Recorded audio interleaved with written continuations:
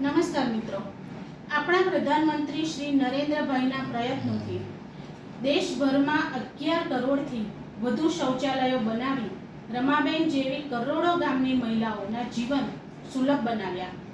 રમાબેન અને તેમની સહેલીઓના સંવાદ પરથી એ ખ્યાલ આવે છે કે પહેલા 2014 પહેલા ગામડાની સ્ત્રીઓને શૌચ કરવા બહાર અંધારામાં જવું પડતું અને વૃદ્ધ લોકો માટે પણ આ કઠિન હતું.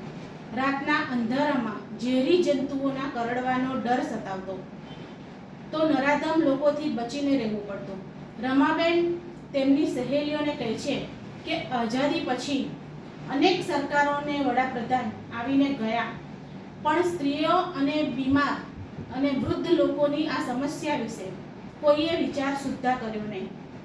પણ સાચા જ અર્થમાં લોકોના દુઃખ હરનારા કષ્ટભંજન માનવ રૂપે આવી આપણા કરોડો લોકોના જીવનમાંથી પીડાઓ દૂર કરી.